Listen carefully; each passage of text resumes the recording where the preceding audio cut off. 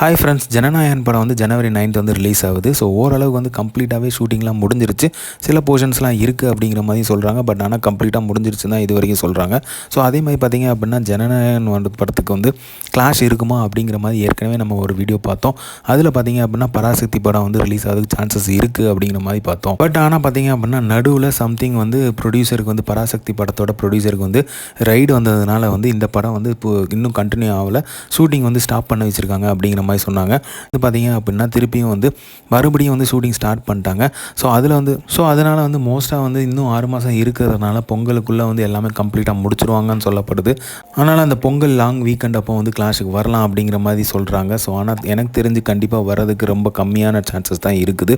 ஏன்னா ஜனவரி 9 தளபதியோட படம், அதுவும் பார்த்திங்க அப்படின்னா சும்மாவே வந்து பட்டையை கலப்புவாங்க தளபதி எல்லாருமே. இது தளபதியோட கடைசி படம் அப்படிங்கும்போது வேறு லெவல் சம்பவமாக தான் இருக்கும். ஸோ யாரோட படம் வந்தாலுமே நல்லா இருந்தால் தான் ஓடுறதுக்கான நிறைய வாய்ப்புகள் இருக்குது. ஆனால் இது தளபதியோட படம் வந்தால் தளபதிக்காகவே வந்து 4 நாள் முதல் 4 நாள் வேறு லெவலில் சம்பவம் பண்ணோம்.